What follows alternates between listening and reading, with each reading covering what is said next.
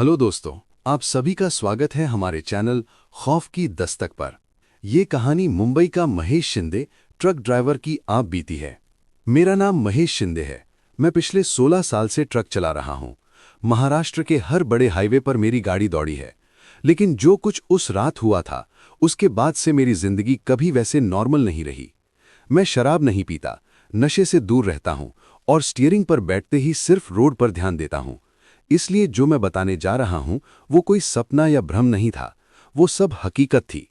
और उस रात मैं अकेला था। वो दिसंबर की ठंडी रात थी।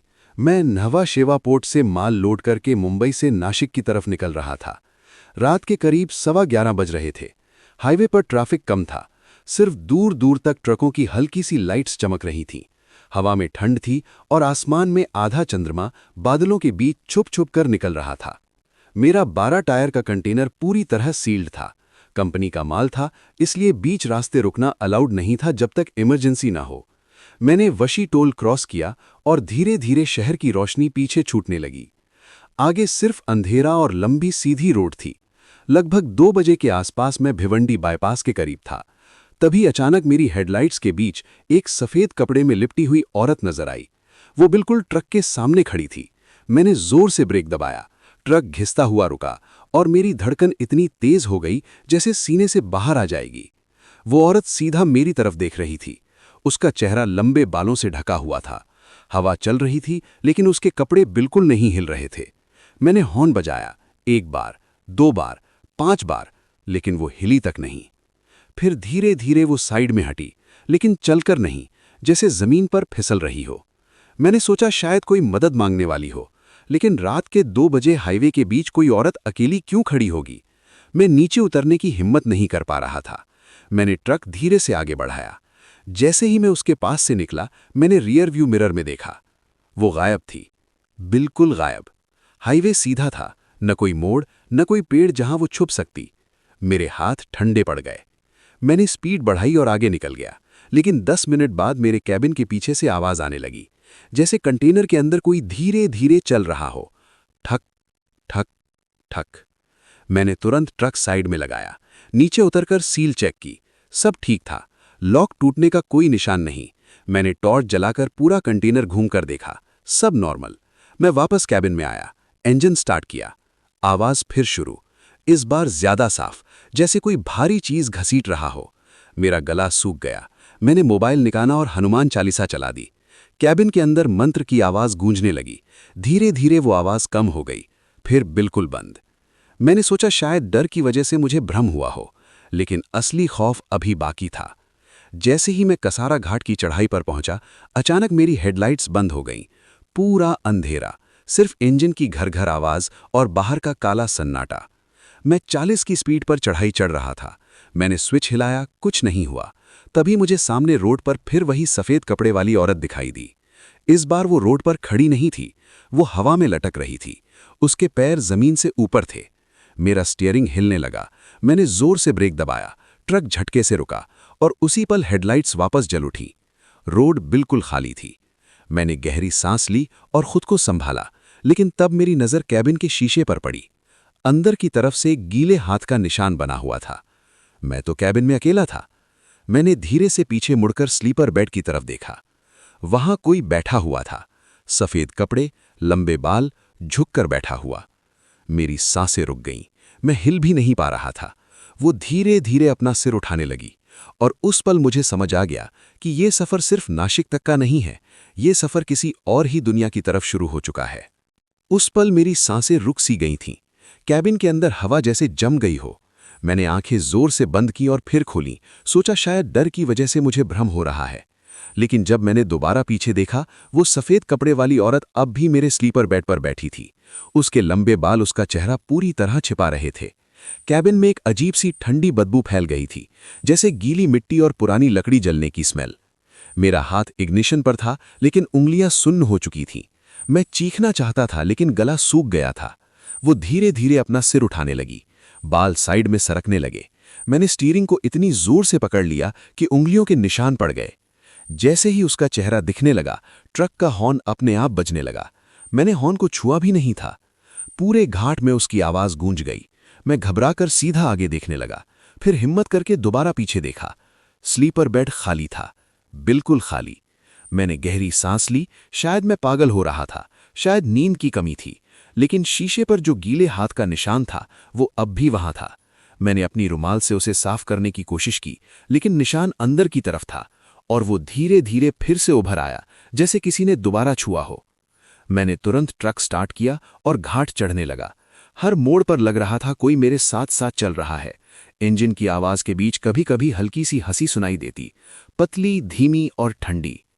लगभग आधा घंटा बाद मैं घाट क्रॉस करके थोड़ा आगे एक छोटे से ढाबे पर रुका। ये ढाबा मैं पहले भी कई बार देख चुका था। रात के करीब 3:15 बज रहे थे। मैंने ट्रक साइड में लगाया और नीचे उतर गया। पैर अभी भी कांप रहे थे। ढाबे पर सिर्फ 2 और ट्रक खड़े थे। अंदर एक बूढ़ा आदमी चूल्हे के पास बैठा चाय बना रहा था। मैंने जाकर एक कड़क चाय मांगी। उसने मुझे ऊपर से नीचे तक देखा और बोला, बेटा, तू ठीक तो है? चेहरा सफेद पड़ गया है। मैंने हल्का सा हंसने की कोशिश की और बोला, बस नींद कम हुई है काका। वो कुछ देर तक मुझे घूरता रहा, फिर धीरे से बोला, कसारा के रास्ते पर अगर सफेद कपड़े वाली कोई औरत दिखे तो रुकना मत, सीधा निकल जाना। मेरे हाथ से चाय का गिलास लगभग छूट गया। मैंने पूछा, आपको कैसे पता? बूढ़े ने आंखें झुकाकर कहा, पिछले 10 साल में कई ड्राइवर बोल चुके हैं, रात के 2 से 3 के बीच दिखती है। जो रुक जाता है वो कभी ठीक नहीं रहता। मेरी रीढ़ की हड्डी तक ठंड पहुंच गई। मैंने पूरा वाकया उसे बताने की हिम्मत नहीं की, बस चुपचाप चाय पी और ट्रक की तरफ बढ़ गया। जब मैं वापस कैबिन में चढ़ा तो सीट गीली थी, जैसे किसी ने अभी अभी वहां बैठकर उठा हो। मेरा दिमाग घूम गया। मैंने तुरंत कपड़े से सीट पोंछी, फिर इग्निशन ऑन किया। इस बार इंजन स्टार्ट होते ही एफएम रेडियो अपने आप चल पड़ा। मैंने रेडियो कभी ऑन नहीं रखा था। रेडियो पर एक पुराना गाना बज रहा था, लेकिन आवाज टूट टूट कर आ रही थी। बीच बीच में किसी औरत की हल्की सी सिसकियां सुनाई दे रही थी। मैंने तुरंत रेडियो बंद किया। ट्रक धीरे धीरे आगे बढ़ने लगा। रोड अब सीधा था। मैंने सोचा बस नासिक पहुंच जाऊं, फिर सब ठीक हो जाएगा। लेकिन जैसे ही मैं थोड़ा आगे बढ़ा, रियर व्यू मिरर में मुझे फिर वही चेहरा दिखाई दिया। इस बार साफ, सफेद आंखें, बिना पुतली के, और वो सीधा मुझे देखकर मुस्कुरा रही थी। मैंने घबराकर मिरर को हाथ से मोड़ दिया। दिल इतना जोर से धड़क रहा था कि मुझे लग रहा था मैं स्टीयरिंग पर ही बेहोश हो जाऊंगा। तभी अचानक ट्रक के कंटेनर के अंदर से जोर का धड़ाका हुआ, जैसे कोई भारी चीज दीवार से टकरा गई हो। मैंने ब्रेक लगाया। हाईवे बिल्कुल खाली था। इंजन चल रहा था, लेकिन ट्रक धीरे धीरे पीछे खिसकने लगा। मैं ब्रेक दबाए हुए था, फिर भी ट्रक पीछे जा रहा था, और मिरर में मुझे वही औरत फिर दिखाई दी। इस बार बिल्कुल मेरे कंधे के पास। उसकी सांस मेरी गर्दन पर महसूस हो रही थी, और उसने धीरे से मेरे कान के पास कहा, रुक क्यों नहीं गया था? और उसी पल ट्रक का इंजन बंद हो गया। पूरा अंधेरा, पूरा सन्नाटा, और मैं उस रात हाईवे के बीच अकेला नहीं था। इंजन बंद होते ही कैबिन में इतना गहरा सन्नाटा छा गया कि मुझे अपनी सांसें भी भारी लगने लगी। बाहर हाईवे अंधेरे में डूबा हुआ था। दूर कहीं किसी ट्रक की हल्की सी लाइट चमककर गायब हो गई। मेरा ट्रक धीरे धीरे पीछे खिसकना बंद हो चुका था, लेकिन ब्रेक पर मेरा पैर अब भी जम चुका था। मेरे कान के पास जो ठंडी सांस महसूस हुई थी, वो अब भी गर्दन पर चिपकी हुई लग रही थी। मैं हिलने की हिम्मत जोड़ रहा था। धीरे से मैंने इग्निशन की घुमाने की कोशिश की। क्लिक की आवाज आई, लेकिन इंजन स्टार्ट नहीं हुआ। दोबारा ट्राई किया। इस बार पूरा डैशबोर्ड 1 सेकंड के लिए जल उठा, और फिर सब कुछ अंधेरा। तभी कैबिन के अंदर से एक हल्की सी खुरचने की आवाज आई, जैसे कोई लंबे नाखून से मेटल को स्क्रैच कर रहा हो। आवाज मेरे पीछे से आ रही थी। मैं समझ गया कि वो फिर स्लीपर बर्थ पर है। मैंने धीरे से रियल व्यू मिरर की तरफ देखा। मिरर अपने आप सीधा हो गया था। मैंने उसे थोड़ी देर पहले ही मोड़ दिया था। अब उसमें मुझे अपना चेहरा दिख रहा था, पसीने से भीगा हुआ, आंखें फटी हुई, और मेरे पीछे खाली जगह। मैं एक पल के लिए कंफ्यूज हो गया। शायद डर ही मुझे सब दिखा रहा था, शायद सच में कोई नहीं था। लेकिन तभी स्लीपर बर्थ का मैट्रेस धीरे से दबने लगा, जैसे कोई भारी चीज उस पर बैठ रही हो। मैंने आंखों से देखा। फोम नीचे दब रहा था, पर कोई दिख नहीं रहा था। मेरी रीढ़ की हड्डी में बिजली सी दौड़ गई। मैंने जोर से हनुमान चालीसा बोलना शुरू कर दिया। इस बार मोबाइल नहीं निकाला, सीधा याद से बोल रहा था। हर शब्द के साथ मेरी आवाज कांप रही थी। जैसे ही मैंने पाठ तेज किया, कैबिन के अंदर ठंडी हवा तेज चलने लगी। विंडोज बंद थीं, फिर भी हवा का झोंका महसूस हो रहा था। डैशबोर्ड पर रखे कागज उड़ने लगे। और अचानक स्लीपर बर्थ का दबाव रुक गया। सब कुछ फिर से शांत। मैंने दोबारा इग्निशन ट्राई किया। इस बार इंजन एक झटके में स्टार्ट हो गया। मैंने बिना सोचे ट्रक को फर्स्ट गियर में डाला और एक्सीलरेटर दबा दिया। ट्रक आगे बढ़ने लगा। मैंने पीछे मुड़कर देखना बंद कर दिया। अब जो होगा सीधा सामने होगा। लगभग 15 मिनट तक सब नॉर्मल रहा। रोड सीधी थी, अंधेरा घना था, लेकिन ट्रक स्मूथली चल रहा था। मैंने सोचा शायद वो सिर्फ घाट तक ही थी, शायद मैं उस एरिया से निकल आया हूं। लेकिन फिर मेरी नज़र फ्यूल गेज पर पड़ी। टैंक फुल था जब मैं मुंबई से निकला था। अब नीडल ऑलमोस्ट एम्प्टी दिखा रही थी। ये मुमकिन ही नहीं था। इतने कम डिस्टेंस में डीजल कैसे खत्म हो सकता था? मैंने साइड में ट्रक रोका, इंजन बंद किया, बाहर निकला, डीजल टैंक चेक किया। टैंक फुल था। मैंने कैप खोला, टॉर्च से अंदर देखा, डीजल चमक रहा था। फिर कैबिन में आकर गेज देखा। अब नीडल फिर फुल दिखा रही थी। मेरा दिमाग जवाब दे रहा था। मैं समझ नहीं पा रहा था कि मशीन खराब है या मेरी अक्ल। तभी रेडियो फिर से अपने आप ऑन हो गया। इस बार कोई गाना नहीं था, सिर्फ एक आवाज, हल्की सी औरत की आवाज। वो धीरे धीरे बोल रही थी, महेश। मेरे हाथ स्टीयरिंग पर जम गए। रेडियो से मेरा नाम कैसे? मैंने तुरंत वॉल्यूम कम किया, लेकिन आवाज कैबिन के अंदर से आ रही थी, रेडियो से नहीं। महेश, रुक जा। मैंने पीछे मुड़कर देखा। इस बार वो साफ दिख रही थी। स्लीपर बर्थ पर नहीं, सीधा कैबिन के बीच खड़ी थी। उसके पैर जमीन को छू नहीं रहे थे। उसका चेहरा सफेद था, आंखें बिना पुतली के, और होठों पर एक अजीब सी टेढ़ी मुस्कान। उसने अपना हाथ मेरी तरफ बढ़ाया। उसकी उंगलियां लंबी थीं और नाखून काले। मुझे लगा अब सब खत्म है। लेकिन तभी पीछे से एक तेज हॉर्न की आवाज आई। कोई दूसरा ट्रक मेरे बिल्कुल पीछे आ गया था। उसकी हेडलाइट्स कैबिन में चमकी। एक सेकंड के लिए मेरी नजर हट गई, और जब मैंने दोबारा सामने देखा, वो गायब थी। कैबिन खाली, रेडियो बंद, सब कुछ नॉर्मल। पीछे वाला ट्रक ड्राइवर गुस्सा कर रहा था। मैंने तुरंत ट्रक स्टार्ट किया और साइड दे दी। वो ड्राइवर मुझे क्रॉस करके आगे निकल गया। मैंने सोचा शायद उस ट्रक की लाइट्स की वजह से वो गायब हुई, शायद उसे रोशनी से प्रॉब्लम थी। मैंने स्पीड बढ़ाई। अब मुझे सिर्फ नासिक पहुंचना था। लेकिन मुझे ये नहीं पता था कि वो सिर्फ रोशनी से नहीं डरती थी, वो मेरा इंतजार कर रही थी। और जो होने वाला था, उसके बाद मैं कभी रात में हाईवे पर अकेला ट्रक नहीं चला पाया। मैं बिना पीछे देखे ट्रक चला रहा था। स्टीयरिंग पर मेरी पकड़ अब भी कस के बनी हुई थी। दिल धीरे धीरे नॉर्मल हो रहा था, लेकिन दिमाग में एक ही सवाल घूम रहा था, उससे मेरा नाम कैसे पता था? मैंने रेडियो बंद कर दिया था, मोबाइल साइलेंट पर था, कैबिन में कोई नहीं था, फिर भी उसने मेरे कान के पास मेरा नाम लिया था। हाईवे अब थोड़ा सीधा और खुला था। दूर एक पेट्रोल पंप की रोशनी चमकती दिखी। मैंने डिसाइड किया कि वहां रुककर पानी पीऊंगा और खुद को संभालूंगा। शायद थोड़ा लोगों के बीच रहने से डर कम हो। मैं पंप पर पहुंचा। वहां सिर्फ एक लड़का नाइट शिफ्ट में बैठा था। मैंने ट्रक साइड में लगाया और नीचे उतर गया। पैर अब भी हल्का सा कांप रहे थे। मैंने पानी की बोतल ली और मुंह पर पानी मारा। लड़के ने पूछा, भैया डीजल फुल है ना? अभी आपका गेज 0 दिखा रहा था जब आप आए। मैंने तुरंत उसकी तरफ देखा। 0? वो बोला, हाँ। जब आप पंप में घुसे तब मैं मीटर देख रहा था। आपका ट्रक झटके खा रहा था, जैसे डीजल खत्म होने वाला हो। मेरे गले में फिर से सूखापन आ गया। मैंने कुछ जवाब नहीं दिया, बस हाँ में सिर हिलाया और वापस कैबिन की तरफ बढ़ गया। जैसे ही मैं चढ़ा, मेरी सीट फिर से थोड़ी गीली थी। इस बार मैं तुरंत समझ गया, वो मेरे साथ ही आ रही थी। मैंने इग्निशन ऑन किया। इंजन स्मूथली स्टार्ट हो गया। मैंने एक पल के लिए आंखें बंद की और मन में बोला, भगवान, जो भी है, मुझे बस सेफली घर पहुंचा दो। हाईवे पर वापस आते ही मुझे अजीब सा एहसास होने लगा, जैसे ट्रक का वेट बढ़ गया हो। एक्सेलरेशन स्लो हो गया। मैंने रियर व्यू मिरर में कंटेनर की तरफ देखा। सब कुछ नॉर्मल लग रहा था। फिर अचानक कंटेनर के अंदर से जोर जोर से थप थप की आवाज आने लगी। धड़ धड़ धड़, जैसे कोई अंदर से दरवाजा पीट रहा हो। मैंने ट्रक नहीं रोका। इस बार मैं रुकने वाला नहीं था। मैंने स्पीड और बढ़ा दी। आवाज तेज होती गई। कैबिन का शीशा हल्का हल्का वाइब्रेट करने लगा। फिर अचानक आवाज बंद, बिल्कुल सन्नाटा।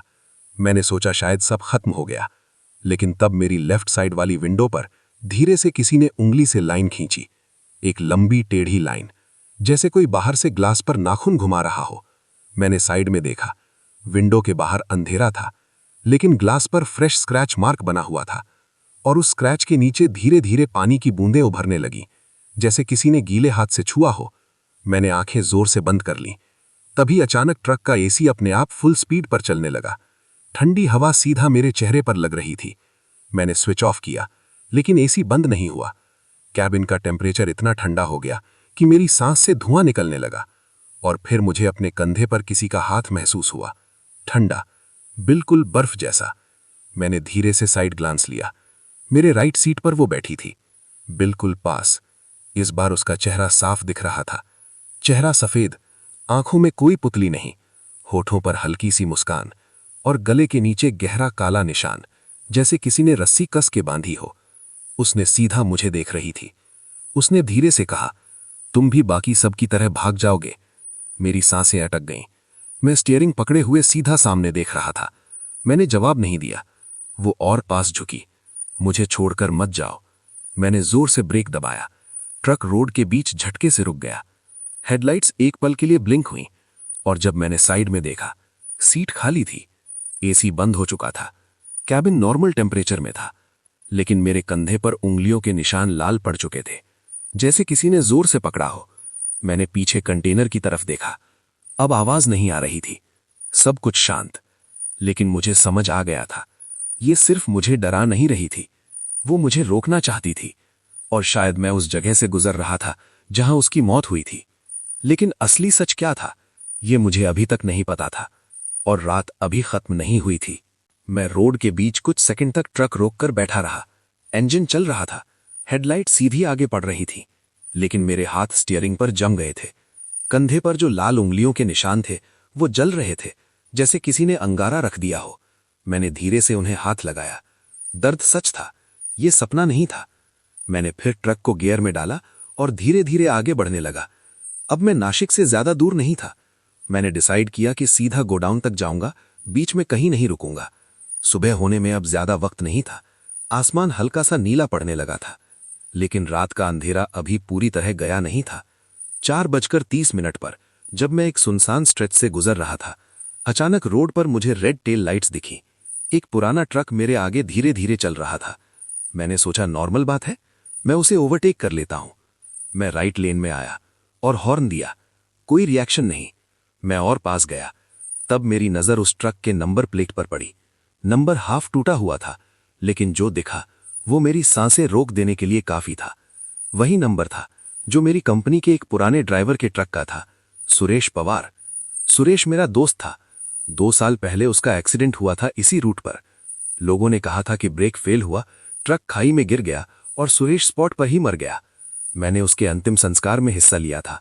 फिर उसका ट्रक यहां कैसे? मैंने स्पीड बढ़ाई और उस ट्रक के बिल्कुल पास आ गया। ड्राइवर सीट पर कोई बैठा था, लेकिन उसका चेहरा अंधेरे में था। मैंने जोर से हॉर्न बजाया। उस ट्रक ने धीरे से लेफ्ट इंडिकेटर दिया और साइड में हट गया। मैं उसे क्रॉस करने लगा। जैसे ही मेरा कैबिन उसके कैबिन के बराबर आया, मैंने साइड ग्लांस लिया। ड्राइवर सीट पर कोई नहीं था। स्टीयरिंग खुद घूम रहा था। मेरा खून जम गया। उसी पल मुझे अपने पैसेंजर सीट पर हल्की सी हरकत महसूस हुई। मैंने धीरे से साइड देखा। वो सफेद कपड़े वाली औरत फिर बैठी थी। इस बार वो सीधा सामने देख रही थी, लेकिन उसकी उंगली मेरे डैशबोर्ड पर किसी नंबर को ट्रेस कर रही थी। मैंने देखा, वो वही नंबर था, सुरेश के ट्रक का। उसने धीरे से कहा, वो मुझे छोड़कर भाग गया था। मेरा दिमाग घूम गया। क्या सुरेश ने भी उसे देखा था? क्या उसका एक्सीडेंट नॉर्मल नहीं था? मैं शॉक में था और इसी बीच मेरा ट्रक हल्का सा हिल गया। मैंने कंट्रोल संभाला। जब मैंने दोबारा सामने देखा, वो पुराना ट्रक गायब था। रोड बिल्कुल खाली, जैसे वहां कभी कोई था ही। मेरा ट्रक रोड से हल्का सा बाहर हिल गया था, लेकिन किसी तरह मैंने स्टीयरिंग संभाल ली। ब्रेक दबाते ही टायर से जलने की तेज स्मेल आई और ट्रक झटके से रुक गया। मेरे कान में अब भी अपनी ही चीख गूंज रही थी। मैंने तुरंत रियर व्यू मिरर की तरफ देखा। मिरर बिल्कुल नॉर्मल था। ना कोई सफेद चेहरा, ना सुरेश, ना वो औरत, सिर्फ मेरा डरा हुआ चेहरा।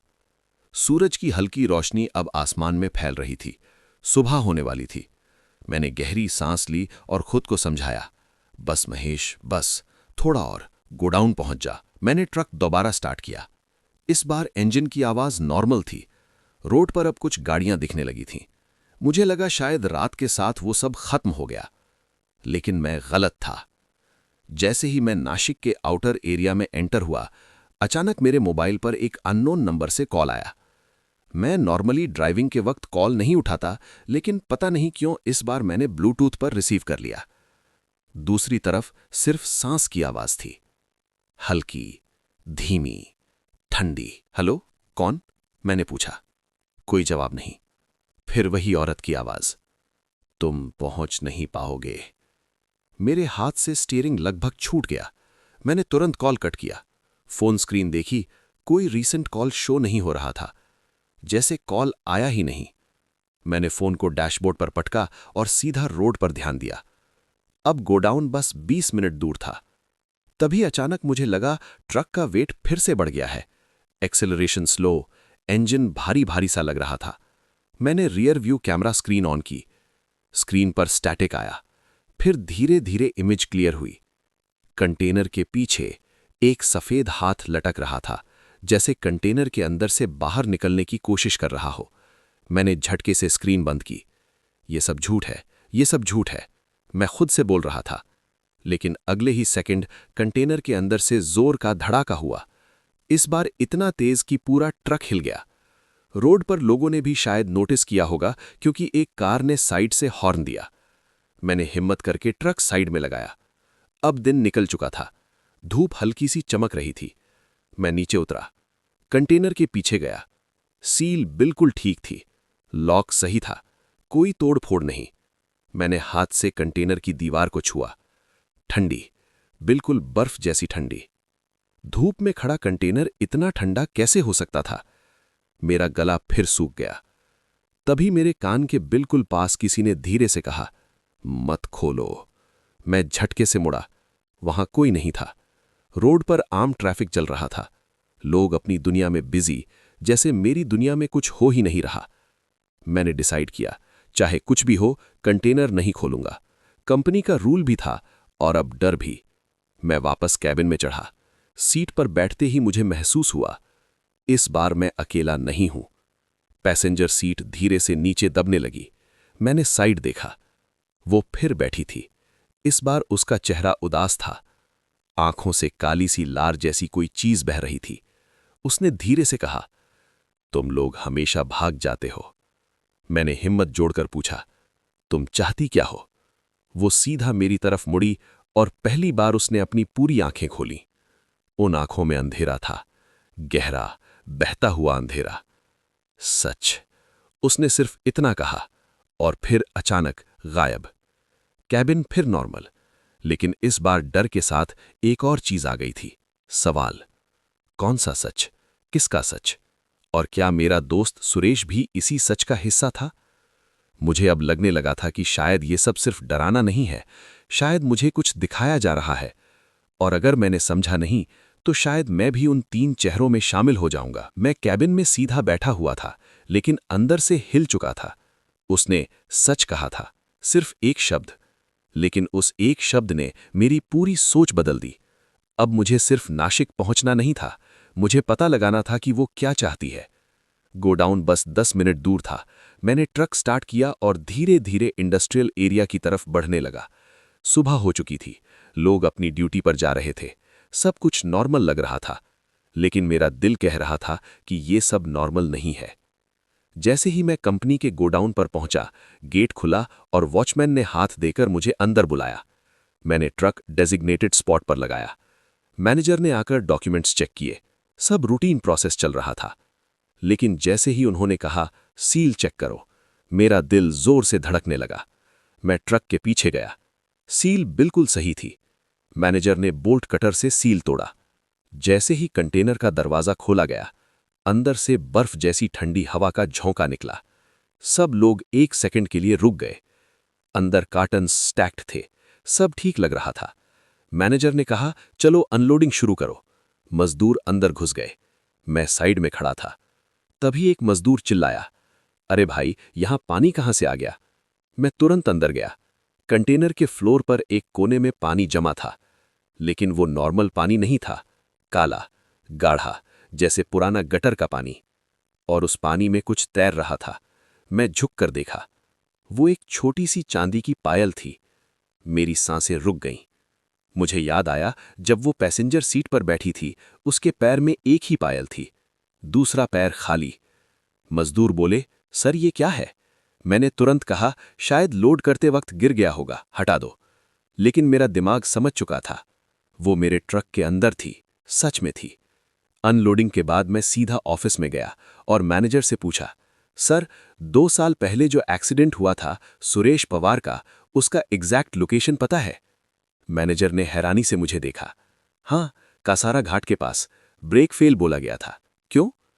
मैंने झूठ बोला, बस ऐसे ही पूछ रहा था। मैनेजर ने धीरे से कहा, उस एक्सीडेंट के बारे में अजीब बात यह थी कि ट्रक में कोई मैकेनिकल फॉल्ट नहीं मिला था, रिपोर्ट में सब नॉर्मल था। मेरा दिल पेट में गिर गया। मैकेनिकल फॉल्ट नहीं था तो फिर एक्सीडेंट कैसे हुआ? मैंने पायल अपनी पॉकेट में डाल ली।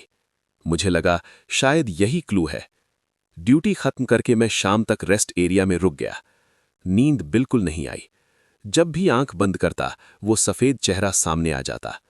शाम को मैंने डिसाइड किया, मैं फिर उस जगह जाऊंगा जहां मैंने उसे पहली बार देखा था, कासारा घाट।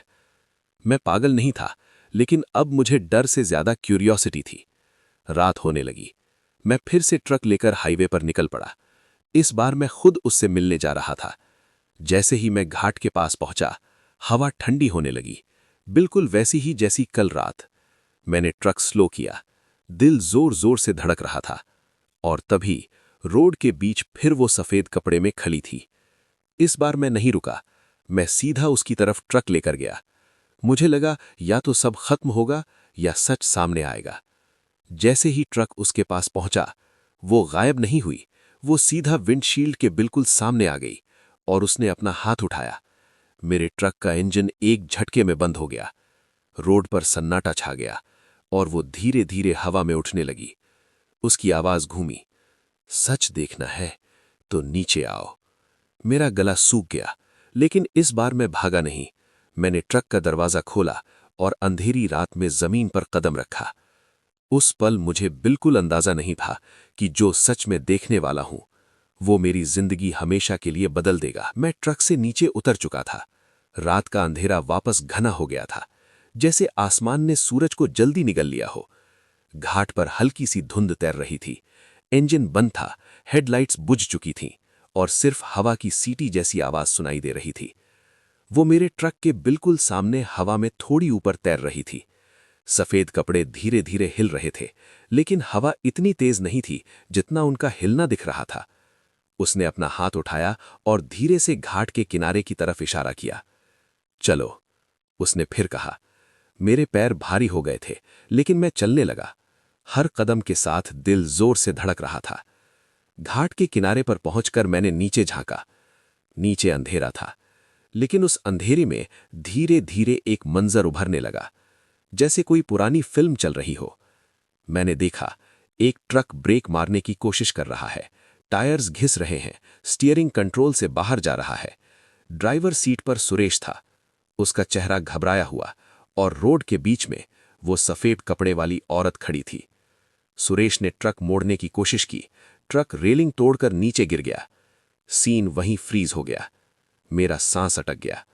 ब्रेक फेल नहीं था, मैंने धीरे से कहा। उसने मेरी तरफ मुड़ी। उसने मुझे देखा, पर रुका नहीं। उसने धीरे से जवाब दिया। मैंने हिम्मत करके पूछा, तुम कौन हो? कुछ पल के लिए हवा बिल्कुल शांत हो गई। फिर उसने धीरे धीरे अपना चेहरा पूरी तरह ऊपर उठाया। इस बार उसका चेहरा पहले जैसा डरावना नहीं था, वो नॉर्मल लग रही थी। जख्मी, आंखों में दर्द। उसने कहा, मैं यहीं मरी थी। मेरी रीढ़ की हड्डी तक ठंड पहुंच गई। उसने नीचे एक और जगह की तरफ इशारा किया। धुंध के बीच एक और मंजर बना। एक कार रोड पर खड़ी थी। 3 लड़के हंसी मजाक कर रहे थे। एक लड़की रोड के किनारे खड़ी थी, डर के मारे रो रही थी। मेरा दिल डूब गया। मैंने देखा, वो लड़की वही थी। ये एक्सीडेंट नहीं था, ये किसी और चीज का अंजाम था। सीन धुंधला हो गया। मैं पीछे हट गया। उन्होंने मुझे यहीं छोड़ा। उसकी आवाज टूट रही थी। कोई नहीं रुका। मैंने धीरे से कहा, मैं क्या कर सकता हूं? वो कुछ सेकंड चुप रही, फिर बोली, सच बोलो। कौन सा सच? जो सब छुपा रहे हैं। मेरा दिमाग तेज चलने लगा। 2 साल पहले जब सुरेश का एक्सीडेंट हुआ था, पुलिस ने केस क्लोज कर दिया था। ब्रेक फेल रिपोर्ट, बस। मैं काफी देर तक घाट के किनारे खड़ा रहा। हवा अब शांत थी, जैसे कुछ हुआ ही ना हो। लेकिन मेरे कान में अब भी उसके बोले हुए 3 नाम गूंज रहे थे। उन तीनों में से एक नाम सुनते ही मेरी रीढ़ की हड्डी तक सर्दी उतर गई थी। विनोद काले। विनोद हमारी ट्रांसपोर्ट कंपनी में 2 साल पहले सुपरवाइजर था। सुरेश के एक्सीडेंट के बाद ही उसने जॉब छोड़ दी थी। तब सबने कहा था कि उसे दूसरी कंपनी में बेटर ऑफर मिल गया। मैंने कभी ज्यादा सोचा नहीं। अब सब कुछ जोड़ते हुए लग रहा था कुछ छुपाया गया था। मैंने ट्रक स्टार्ट किया। इस बार इंजन बिना प्रॉब्लम के स्टार्ट हो गया। मैं धीरे धीरे घाट से नीचे उतरने लगा। रात खत्म होने वाली थी। आसमान हल्का सा नीला हो रहा था। कैबिन में अजीब सा सन्नाटा था। न कोई आवाज, न कोई ठंडी हवा, न कोई सांस का एहसास। लेकिन मुझे पता था ये खामोशी टेम्पररी है। मैं सीधा नासिक वापस नहीं गया। मैंने ट्रक को एक साइड पार्किंग में लगाया और मोबाइल निकाला। कंपनी के पुराने स्टाफ का व्हाट्सएप ग्रुप अब भी था। मैंने ग्रुप ओपन किया, पुराने मैसेजेस स्क्रॉल किए। विनोद काले का नंबर मिल गया। मैंने उसकी प्रोफाइल पिक्चर देखी, 2 साल पुरानी, उस दिन की जब सुरेश का एक्सीडेंट हुआ था। पिक्चर में सुरेश, विनोद और 2 और लड़के साथ खड़े थे। मेरा गला सूख गया। वो 2 और लड़के शायद वही बाकी के 2 नाम थे। मैंने हिम्मत करके विनोद को कॉल किया। फोन रिंग हुआ। 1 बार, 2 बार, 3 बार, फिर कॉल रिसीव हुआ। हेलो। उसकी आवाज बिल्कुल नॉर्मल थी। मैंने धीरे से कहा, विनोद भाई, मैं महेश बोल रहा हूं। थोड़ा सन्नाटा। अरे महेश, कैसे याद किया? मैंने सीधा पूछा। कासरा घाट में जो हुआ था वो सिर्फ एक्सीडेंट था? दूसरी तरफ चुप, सिर्फ सांस की आवाज। फिर उसने थोड़ा तीखे टोन में कहा, क्या मतलब? मैंने कहा, उस रात रोड पर कोई और भी था ना? कॉल अचानक कट। मैंने तुरंत दोबारा कॉल किया। Phone switched off. मेरे हाथ ठंडे पड़ गए। तभी कैबिन के अंदर टेम्परेचर धीरे धीरे कम होने लगा। मैंने साइड देखा। पैसेंजर सीट धीरे से दबने लगी। वो वापस आ चुकी थी। इस बार उसका चेहरा शांत था। उसने धीरे से कहा, उसे पता है। मैंने पूछा, क्या वो भी वहां था? उसने हाँ में सिर हिलाया। मेरा दिमाग अब क्लियर हो रहा था। सुरेश ने उसे देखा होगा, शायद ब्रेक मारने की कोशिश की। शायद विनोद और बाकी लोग भी वहां थे। और फिर सबने सच छुपा दिया। उन्हें सच बोलने पर मजबूर करो, उसने कहा। मैंने गुस्से में स्टीयरिंग पर हाथ मारा। कैसे? मैं क्या कर सकता हूं? वो धीरे से मेरे करीब आई। इस बार उसकी आंखों में हल्का सा नूर था। सच डर से बाहर आता है। मेरा दिल तेज धड़कने लगा। डर? उसने सिर्फ एक शब्द कहा, याद। और फिर कैबिन का शीशा अपने आप धुंधला हो गया। विंडशील्ड पर धीरे धीरे एक सीन उभरने लगा। 3 लड़के, 1 लड़की, रोड के किनारे, हंसी मजाक, फिर जोर जबरदस्ती। मेरा खून खौल उठा। सीन में विनोद साफ दिख रहा था। मैंने आंखें बंद कर लीं। ये सिर्फ एक्सीडेंट नहीं था, ये जुर्म था। और शायद सुरेश ने वो सब देख लिया था, इसलिए वो भी जिंदा नहीं रहा। मैंने आंखें खोलीं। कैबिन नॉर्मल, वो गायब। लेकिन अब डर से ज्यादा गुस्सा था। मैंने डिसाइड किया, मैं विनोद को मिलूंगा, फेस टू फेस, और उस रात का सच निकलवा कर रहूंगा, चाहे जो हो। लेकिन मुझे नहीं पता था कि सच के करीब जाना मतलब मौत के और करीब जाना भी होता है। और वो अब सिर्फ एक भटकती आत्मा नहीं रही थी, वो इंतजार कर रही थी इंसाफ का। मैं ट्रक वापस गोदाम में खड़ा करके सीधा घर नहीं गया। दिमाग में सिर्फ एक ही चेहरा घूम रहा था, विनोद काले। अगर सच उसके पास है तो मुझे उससे मिलना ही होगा। मैंने कंपनी की एक पुरानी हेल्पर से चुपके से पूछा तो पता चला विनोद अब नासिक के एक छोटे वेयरहाउस में काम करता है। शाम होने लगी थी। मुझे अजीब सा एहसास हो रहा था, जैसे वो मेरे साथ साथ चल रही हो। कैबिन में आज वो दिख नहीं रही थी, लेकिन उसकी मौजूदगी महसूस हो रही थी, जैसे कोई खामोशी में सांस ले रहा हो। मैं विनोद के वेयरहाउस पहुंचा। छोटी सी जगह थी, अंदर डिम लाइट जल रही थी। विनोद अकेला रजिस्टर में कुछ लिख रहा था। जैसे ही उसने मुझे देखा, उसका चेहरा 1 सेकंड के लिए सफेद पड़ गया। महेश, तू यहां? मैंने सीधा कहा, हाँ, बात करनी है। वो मुस्कुराने की कोशिश कर रहा था, लेकिन उसकी आंखों में घबराहट थी। किस बात की? मैंने धीरे से कहा, कासरा घाट वाली रात की। उसके हाथ से पेन गिर गया। वेयरहाउस के अंदर अचानक हवा ठंडी हो गई। मैं समझ गया, वो यहीं है। विनोद ने गुस्से में कहा, एक्सीडेंट था, पुलिस रिपोर्ट पढ़ी थी ना? मैंने उसकी आंखों में देखते हुए कहा। ब्रेक फेल नहीं था। चुप, सिर्फ फैन की हल्की सी आवाज। फिर वेयरहाउस के कोने में रखे मेटल ड्रम्स धीरे से हिलने लगे। विनोद ने घबराकर पीछे देखा। ये क्या है? मैंने कुछ नहीं कहा। एकदम से वेयरहाउस का दरवाजा जोर से बंद हो गया। विनोद का रंग उड़ गया। महेश, ये मजाक मत कर, मैंने धीरे से बोला। मैं कुछ नहीं कर रहा। तभी उसके बिल्कुल पीछे हवा में हल्की सी सफेद परछाई उभरी। सिर्फ मुझे दिख रही थी। वो धीरे धीरे विनोद के करीब गई। विनोद का शरीर कांपने लगा। महेश, मुझे ठंड क्यों लग रही है? उसके होठों से धुआं निकल रहा था। मैंने धीरे से कहा, सच बोल दे। विनोद की आंखों में आंसू आ गए। वो लड़की थी। उसकी आवाज टूट रही थी। हम लोग नशे में थे, मजाक कर रहे थे। बात बिगड़ गई। वेयरहाउस की लाइट्स ब्लिंक करने लगी। विनोद चीखने लगा। हमने उसे धक्का नहीं दिया, वो खुद रोड पर भागी। सुरेश ने ब्रेक मारा, ट्रक फिसल गया। हम डर गए। मेरा खून खौल उठा। तुमने पुलिस को क्यों नहीं बताया? कंपनी का नाम खराब होता। हमने बोला ब्रेक फेल। उसके शब्द हवा में गूंज रहे थे। तभी वो सफेद परछाई बिल्कुल उसके सामने आ गई। इस बार विनोद भी उसे देख सकता था। उसकी आंखें फट गईं। वो यही है, महेश बचाओ। उसने पीछे हटने की कोशिश की, लेकिन उसके पैर जैसे जमीन में जम गए। वो सफेद औरत धीरे से उसके बिल्कुल पास आई और उसने सिर्फ एक शब्द कहा, याद है? विनोद जोर जोर से चीखने लगा, माफ कर दो, माफ कर दो। वेयरहाउस के ड्रम जोर से गिर गए। लाइट्स एक झटके में बंद, पूरा अंधेरा। मैं सिर्फ विनोद की चीख सुन रहा था। फिर अचानक सब शांत हो गया। लाइट्स वापस जल गईं। वेयरहाउस नॉर्मल, ड्रम्स अपनी जगह, दरवाजा खुला और विनोद जमीन पर गिरा हुआ। होश में था, लेकिन उसकी आंखें खुली हुई सीधा ऊपर देख रही थीं। उसके होठों पर बस एक ही लफ्ज था, कासरा। वो जिंदा था, लेकिन उसका दिमाग टूट चुका था। मैं धीरे से बाहर निकला। हवा नॉर्मल थी, रात शांत थी, लेकिन मुझे महसूस हुआ वो मेरे साथ चल रही है। उसने विनोद को मारा नहीं, सिर्फ सच बुलवाया। अब 2 नाम बाकी थे और मुझे समझ आ गया ये कहानी अब खत्म नहीं होने वाली, क्योंकि इंसाफ अभी अधूरा है और जब तक सच पूरा बाहर नहीं आता वो चैन से नहीं जाएगी, और शायद मैं भी नहीं। वेयरहाउस से बाहर निकलते वक्त मेरे पैर भारी थे, लेकिन दिल पहली बार थोड़ा हल्का लग रहा था। विनोद ने सब मान लिया था। एक्सीडेंट झूठ था, ब्रेक फेल झूठ था, सच कुछ और था। लेकिन कहानी यही खत्म नहीं होती। अभी 2 नाम बाकी थे। रात का वक्त था।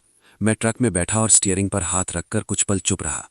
कैबिन में अब वो दिख नहीं रही थी, लेकिन मुझे महसूस हो रहा था कि वो मेरे बिल्कुल पास है। इस बार हवा ठंडी नहीं थी, जैसे वो गुस्से में नहीं, इंतजार में हो। मैंने धीरे से कहा, विनोद ने मान लिया, अब क्या? पैसेंजर सीट हल्की सी दबी। वो बैठी थी। इस बार उसका चेहरा उतना भयानक नहीं लग रहा था। आंखों में पहले जैसा अंधेरा नहीं था, लेकिन दर्द अब भी था। 2 और, उसने धीरे से कहा। मैंने हाँ में सिर हिलाया। मुझे नाम पता है। उनमें से एक का नाम था रमेश पाटिल। वो अभी भी ट्रांसपोर्ट लाइन में ही था, लेकिन दूसरी कंपनी में। दूसरा नाम था समीर शेख। उसने शहर छोड़ दिया था। मैंने डिसाइड किया, कल सुबह रमेश से मिलूंगा। रात भर मुझे नींद नहीं आई। जब भी आंख बंद करता, वेयरहाउस का सीन याद आता। विनोद का डर, उसका टूटना और उसका कासरा बोलना। सुबह मैं रमेश के यार्ड पहुंचा। वो एक बड़ा सा पार्किंग एरिया था, जहां टैंकर और कंटेनर खड़े थे। रमेश एक ट्रक के नीचे लेटकर कुछ रिपेयर कर रहा था। रमेश, मैंने आवाज लगाई। वो बाहर निकला, हाथ में ग्रीस लगा हुआ। अरे महेश, क्या हाल? मैंने सीधा पूछा। कासरा घाट याद है? उसका चेहरा तुरंत बदल गया। कौन सी बात कर रहा है? मैंने धीरे से कहा। विनोद सब मान चुका है। यह सुनते ही उसका रंग उड़ गया। उसने क्या बोला? मैं उसकी आंखों में देख रहा था। तभी मुझे महसूस हुआ मेरे पीछे हवा हल्की सी ठंडी होने लगी है। वो आ चुकी है। रमेश ने अचानक अपने कंधे को पकड़ा, जैसे किसी ने जोर से छुआ हो। महेश, यहां एसी चल रहा है क्या? उसने घबराकर पूछा। यार्ड में खुली धूप थी। मैंने धीरे से कहा, सच बोल दे। उसकी सांसें तेज हो गईं। हम नशे में थे, मजाक बिगड़ गया। समीर ने उसे पकड़ा। विनोद हंस रहा था। मैं बस देख रहा था। हवा और ठंडी हो गई। रमेश के होठों से धुआं निकलने लगा। फिर? मैंने जोर से पूछा। फिर वो भागकर रोड पर गई। उस वक्त सुरेश का ट्रक आ रहा था। उसने ब्रेक मारा, कंट्रोल चला गया। रमेश की आंखों में आंसू आ गए। हम डर गए।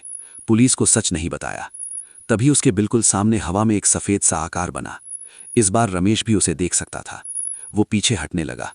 नहीं, नहीं, माफ कर दो। वो सफेद औरत धीरे से उसके करीब आई। इस बार उसका चेहरा शांत था, गुस्सा नहीं, सिर्फ थकान। उसने धीरे से कहा, याद है? रमेश जोर जोर से रो पड़ा। माफ कर दो। फिर अचानक वो सफेद आकार हवा में घुल गया। हवा नॉर्मल, धूप नॉर्मल। रमेश जमीन पर गिरा हुआ सिर पकड़कर रो रहा था। मैं धीरे से बाहर निकला। हवा नॉर्मल थी, रात शांत थी, लेकिन मुझे महसूस हुआ वो मेरे साथ चल रही है। उसने रमेश को मारा नहीं, सिर्फ सच बुलवाया। अब एक नाम बाकी था, समीर। और मुझे महसूस हो रहा था ये आखिरी हिस्सा सबसे खतरनाक होगा, क्योंकि जब सच पूरा होने के करीब होता है तब अंधेरा सबसे ज्यादा जोर लगाता है। कैबिन में बैठते ही पैसेंजर सीट फिर हल्की सी दबी। वो बैठी थी। इस बार उसकी आंखों में हल्का सा नूर था। एक और, उसने कहा। मैंने मेन ट्रक स्टार्ट किया। कैबिन में अब वो फिर से साथ थी। सीट हल्की सी दब रही थी, जैसे मेरे साथ चल रही हो, लेकिन चेहरा शांत था। सुबह हो चुकी थी, पर रोड अब भी सुनसान लग रहा था। मैं समीर शेख के एड्रेस की तरफ जा रहा था। लास्ट नाम, लास्ट सच और शायद लास्ट डर भी। हाईवे पर चलने के दौरान मुझे हर पल उसकी मौजूदगी महसूस होती रही, जैसे वो ट्रक के हर हिस्से में समा गई हो। रियर व्यू मिरर में कभी कभी हल्का सा साया दिख जाता, लेकिन जब मैं देखता कुछ नहीं होता। कैबिन का टेम्परेचर हल्की सी ठंडी हवा का एहसास दे रहा था, पर एसी बंद था। लगभग 30 मिनट बाद मैं समीर के घर के आसपास पहुंचा। घर का फ्रंट गेट छोटा और पुराना था। मैंने ट्रक साइड में लगाया, कैबिन से बाहर निकला। उसकी सांस तेज चल रही थी। हर कदम के साथ दिल तेज धड़क रहा था। मैं समझ गया था जो भी होने वाला है वो आसान नहीं होगा। मैंने गेट खटखटाया। एक आदमी आया। मैंने पूछा, क्या समीर शेख यहां रहता है? उसने हैरानी से देखा। हाँ भाई, पर आजकल बहुत ही कम दिखाई देता है, काम में बिजी रहता है। मैंने धीरे से कहा, मैं उससे बात करना चाहता हूं, जरूरी है। उसने हाँ में सर हिला दिया और मुझे अंदर ले गया। घर का इंटीरियर पुराना और डिमली लिट था। एक छोटा सा लिविंग रूम, जहां एक सोफा था और टेबल पर कुछ पुराने न्यूज़पेपर और फाइल रखी हुई थी। मैं वहां खड़ा था, ट्रक के दिन का सीन याद करता हुआ। तभी मुझे हॉलवे से आवाज सुनाई दी, महेश। मेरी आंखों में डर और गुस्सा मिक्स हो गया। मैंने धीरे से देखा, वहां समीर खड़ा था। चेहरा पहले से ज्यादा परेशान और थोड़ा सा डरावना लग रहा था। मैं सीधा उसके पास गया। कसारा घाट की रात, सच बता दो। उसकी सांसें तेज हो गईं।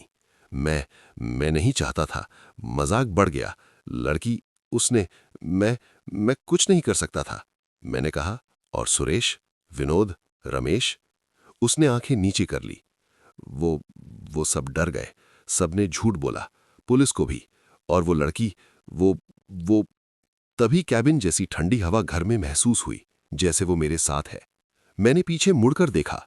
उसकी सिलुएट हल्की सी हॉलवे में उभरी। वो धीरे से बोला, याद है? समीर के पैर जम गए, उसके हाथों में खिंचाव आ गया। वो जोर जोर से चीखने लगा, माफ कर दो, माफ कर दो। मैंने धीरे से कहा, सच को छुपाना बंद करो, पुलिस को बताओ। और तभी जैसे ही उसने हाँ में सर हिलाया, वो सफेद परछाई धीरे धीरे घुल गई। कैबिन की ठंडी हवा नॉर्मल हो गई। घर के लैंप्स नॉर्मल ग्लो कर रहे थे। मैंने खुद को थोड़ा संभालकर ट्रक की तरफ गया। अब मैं जानता था, तीनों नाम मानने के बाद और लास्ट नाम ने भी सच एक्सेप्ट कर लिया, तब फाइनली वो चेन में होगी। लेकिन एक बात समझ आई, रात के हाईवे का डर और वो सफेद औरत अब भी मेरे साथ चल रही थी, क्योंकि सच के आगे डर हमेशा साथ चलती है। और अब मुझे भी ये सच महसूस हो रहा था। मैं ट्रक में वापस बैठ गया। कैबिन में अब वो फिर से नहीं दिख रही थी, लेकिन उसकी मौजूदगी महसूस हो रही थी। स्टीयरिंग पर हाथ जम गया था, पर इस बार डर ज्यादा नहीं था। अब बस सच और इंसाफ की फीलिंग थी। तीनों ने अपना सच मानने के बाद वो चेन में होगी, ये लग रहा था।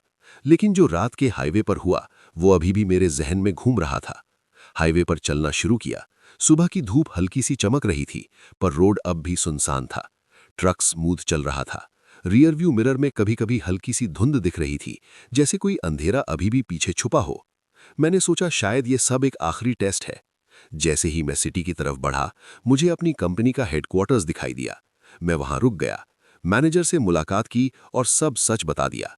पुलिस रिपोर्ट भी सबमिट कर दी, तीनों के नाम और उनका कन्फेशन भी। मैनेजर ने पहली बार इतनी सीरियस चेहरे के साथ मुझे देखा। महेश, तुमने सब कुछ बहुत हिम्मत से हैंडल किया है। ये सब बहुत रिस्की था। तुम ठीक हो? मैं हाँ में सर हिलाकर बोला, लेकिन दिमाग में अब भी वो सफेद औरत और कसारा घाट का सीन था। रात को घर वापस आया, ट्रक गराज में पार्क किया। कैबिन में घुसकर मैंने सीट पर बैठकर हाथ सिर पर रखा। थोड़ी देर के लिए आंखें बंद की। तभी हल्की सी हवा कैबिन में महसूस हुई, लेकिन इस बार हवा ठंडी नहीं थी, सिर्फ एक हल्की सी मुस्कुराने वाली मौजूदगी थी। मुझे समझ आया कि अब वो चैन में है। तीनों ने सच मान लिया, और मैं भी अब जानता हूं कि रात के हाईवे का डर, वो सफेद औरत और कसारा घाट का सच, सब एक साथ एग्जिस्ट करते हैं, सिर्फ तब जब सच को एक्सेप्ट किया जाए। मैं नींद के लिए लेटे ही पूरा दिन याद कर रहा था। हर सीन, हर छाया, हर सांस, सब क्लियर। ट्रक ड्राइवर का जीवन, रात का अंधेरा और सच के पीछे की जिम्मेदारी, सब कुछ। लेकिन एक चीज जो मैं कभी नहीं भूल सकता, वो थी उसकी आंखें। सफेद औरत की आंखें, दर्द और चैन का एक मिक्स। उन आंखों में मुझे ये मैसेज मिला कि सच को कभी मत छुपाओ, वरना डर हमेशा साथ रहेगा। और मैं जानता था, अब चाहे हाईवे पर कितनी भी रात हो, चाहे कितना भी अंधेरा हो, मैं कभी अकेला नहीं हूं। पैसेंजर सीट में हल्की सी दब थी। मैंने हाँ में सर हिलाकर कहा, समझ गया। और फिर रात के हाईवे की खामोशी में ट्रक ड्राइवर का जीवन, डर और सच, सब एक साथ चैन में आ गया। अगली रात मैं फिर से हाईवे पर ट्रक लेकर निकल गया। अब डर कम था, लेकिन एक अजीब सा एहसास था, जैसे वो सफेद औरत अब भी मेरे साथ चल रही हो। पैसेंजर सीट हल्की सी दब रही थी, पर अब वो सिर्फ मुझे गाइड कर रही थी, डर नहीं दे रही थी। मैं कसारा घाट की तरफ जा रहा था। सुबह तक काफी डिस्टेंस तय कर ली थी, लेकिन घाट के कर्व्स और उसकी स्टीप स्लोप्स अब भी उतनी ही खतरनाक लग रही थी। स्टीयरिंग पर हाथ मजबूती से था, पर आंखें पीछे भी बार बार देखती थी। कभी कभी रियर व्यू मिरर में हल्की सी धुंध या सफेद परछाई दिख जाती, जैसे मुझे याद दिलाने के लिए कि सच हमेशा साथ है। जैसे ही मैं घाट से बाहर निकला, कैबिन में एक हल्की सी ठंडी हवा आई। इस बार वो सिर्फ मुस्कुराते हुए खड़ी थी। आंखें अब पहले जैसी घमंड या दर्द नहीं, सिर्फ शांति और सेटिस्फैक्शन था। पैसेंजर सीट में दब फिर हल्की सी महसूस हुई, जैसे वो कह रही हो, तुम समझ गए हो। मैंने ट्रक पार्क किया एक रेस्ट एरिया में। कैबिन में सिर्फ खामोशी थी। ट्रक का इंजन बंद किया। रियर व्यू मिरर में अब कुछ नहीं दिख रहा था। मैंने हाथ सीट पर रखा और धीरे से कहा, समझ गया, सब सही है। हवा नॉर्मल हो गई, टेम्परेचर नॉर्मल। सुबह के पहले रोशनी में हाईवे अब बिल्कुल नॉर्मल लग रहा था। मैं जानता था, तीनों ने सच मान लिया, और मैं भी सच के साथ हूं। रात का डर, हाईवे का अंधेरा, कसारा घाट का साया, सब अब एक कहानी बन चुका है जो हमेशा याद रहेगी। अब मैं सिर्फ एक ड्राइवर नहीं हूं, मैं वो ड्राइवर हूं जो सच और डर के साथ जीना जानता है। और पैसेंजर सीट पर हल्की सी दब फिर थी। मैंने मुस्कुराते हुए कहा, चलो, अब तुम चैन में हो, अब मैं आगे बढ़ सकता हूं। ट्रक स्टार्ट किया और हाईवे पर धीरे धीरे चलना शुरू किया। रोशनी में रोड क्लियर थी, पर मैं जानता था, कभी भी कहीं भी सच और डर मेरे साथ चल सकता है। अब मैं हाईवे पर चल रहा था। सुबह की धूप धीरे धीरे ट्रीज के बीच से आ रही थी, और रोड का हर कर्व अब नॉर्मल लग रहा था। ट्रक स्मूथ चल रहा था, और पैसेंजर सीट पर दब का एहसास सिर्फ हल्की सी था। वो अब सिर्फ मेरे साथ थी, गाइड करने के लिए, याद दिलाने के लिए कि सच कभी छुपाया नहीं जा सकता। मैं सोच रहा था कि तीनों ने सच मान लिया। विनोद, रमेश और समीर, हर एक के कन्फेशन के बाद वो चेन में थी। मैंने हाईवे के बीच एक सेकंड के लिए रियर व्यू मिरर में देखा। परछाई नहीं थी, हवा में कोई साया नहीं, सिर्फ खुला रोड और धूप। जैसे ही मैं घाट के बाद प्लेन रोड पर पहुंचा, मुझे पुराने दिन याद आ गए। रात के अंधेरे में कैसे सब कुछ घूमा, कैसे पैसेंजर सीट पर वो आई, और कैसे तीनों के सच के बाद चैन मिली। मैं जानता था कि ट्रक ड्राइवर के लिए रात और हाईवे का डर सिर्फ एक टेस्ट है, हिम्मत और सच्चाई का। मैंने अपनी स्पीड नॉर्मल की। इंजन की आवाज हल्के से घूम रही थी। कैबिन में हल्का सा खामोशी। और तब मुझे रियलाइज हुआ कि डर और सच हमेशा साथ चलेंगे, लेकिन अगर हिम्मत और ईमानदारी हो तो उन्हें कंट्रोल किया जा सकता है। मैं हाईवे पर स्टेडी नहीं चल रहा था। पैसेंजर सीट अब बिल्कुल खाली महसूस हो रही थी, जैसे वो फाइनली चैन में है। मैंने धीरे से हाथ स्टीयरिंग पर रखा और खुद से कहा, अब मैं आगे बढ़ सकता हूं, सब सच के साथ सेफ है। और इस बार ट्रक में चलना नॉर्मल था। न कोई हवा का झोंका, न कोई सफेद परछाई, न कोई सीन, बस मैं, ट्रक और सुबह का रोड। कसारा घाट के डर और सुरेश का एक्सीडेंट अब सिर्फ एक कहानी बन चुका था। हाईवे पर रात का अंधेरा, वो सफेद औरत, तीनों के कन्फेशन, सब याद रहेगा। लेकिन अब मैं समझ गया था कि सच का सामना करने से डर खत्म हो सकता है। मैं ट्रक चलाता हुआ सिटी की तरफ बढ़ गया और हाईवे का हर कर्व, हर टर्न अब सिर्फ एक याद बनकर रह गया। पैसेंजर सीट पर हल्की सी दब अब सिर्फ एक मेमोरी थी। और मैं जानता था, अब मैं सिर्फ एक ड्राइवर नहीं हूं, मैं वो ड्राइवर हूं जो सच और डर के साथ जीना जानता है। सिटी के आउटस्कर्ट्स में ट्रक चलाते हुए मैंने अपनी आंखें थोड़ी देर के लिए बंद की। सुबह की धूप स्लोली कैबिन में घुस रही थी। पैसेंजर सीट अब बिल्कुल नॉर्मल लग रही थी, न कोई दब, न कोई साया। फिर भी अंदर से एक अजीब सी फीलिंग थी, जैसे वो हमेशा मेरे साथ है, सिर्फ नजर नहीं आती। मैं सोच रहा था कि तीनों ने सच मान लिया, विनोद, रमेश और समीर। उनका डर और गिल्टी फीलिंग अब चैन में है और वो औरत भी अब चैन में है। लेकिन उसका प्रेजेंस हमेशा याद दिलाएगा कि हाईवे का डर और सच के बीच का रिश्ता कितना गहरा है। ट्रक स्लोली सिटी के मेन रोड पर एंटर हुआ। ट्रैफिक ग्रेजुअली बढ़ने लगा। मैं रियर व्यू मिरर में नजर डाला। परछाई या कोई साया नहीं था, सिर्फ नॉर्मल व्हीकल्स और लोग। मैंने ट्रक के इंजन की आवाज सुनी और धीरे से स्टीयरिंग टाइट की। कैबिन में खामोशी थी। मैंने डीप ब्रेथ ली। अब मैं आगे बढ़ सकता हूं, मैंने खुद से कहा। जैसे ही ट्रक सिटी के सेंटर में पहुंचा, मैंने सोचा कि रात के हाईवे के डर, कसारा घाट का सीन और सुरेश का एक्सीडेंट सब सिर्फ एक मेमोरी नहीं, एक सीख बन चुका है। सच को छुपाना नहीं चाहिए और डर का सामना करना ही इंसान को मजबूत बनाता है। मैं ट्रक पार्किंग में लगाकर इंजन बंद किया। कैबिन में हल्की सी धूप और हल्की सी ठंडी हवा आ रही थी। पैसेंजर सीट खाली थी, लेकिन मैं जानता था कि वो वहां है, चैन में, और अब सिर्फ गाइड करने के लिए। मैं ट्रक से उतरा और पीछे देखा। हाईवे खुला था, ट्रैफिक नॉर्मल था, लेकिन अंदर से एक फीलिंग थी कि अब रात के डर और कसारा घाट का सीन, जो हॉरर और सस्पेंस में घिरा था, अब एक लेसन बन चुका है। मैंने डीप ब्रेथ लेते हुए सोचा, सच और डर हमेशा साथ चलेंगे, पर अगर हिम्मत और ईमानदारी हो तो उन्हें कंट्रोल किया जा सकता है। और इस तरह मुंबई हाईवे हॉरर स्टोरी का डर, कसारा घाट का राज, तीनों के कन्फेशन और वो सफेद औरत, सब एक चैन में आ गया। और मैं, एक ट्रक ड्राइवर, अब सिर्फ रात के डर से नहीं बल्कि सच के साथ जीने का लेसन सीख चुका था। सुबह की धूप कैबिन में घुस रही थी और हाईवे पर ट्रैफिक ग्रेजुअली नॉर्मल हो गया था। ट्रक स्मूथली चल रहा था और पैसेंजर सीट अब पूरी तरह खाली थी। लेकिन मेरे अंदर एक अजीब सा एहसास था, जैसे वो सफेद औरत अब भी कहीं पीछे खड़ी है, सिर्फ देख रही है कि मैं सही रास्ते पर हूं या नहीं। मैं सोच रहा था कि तीनों, विनोद, रमेश और समीर, सच मान चुके हैं।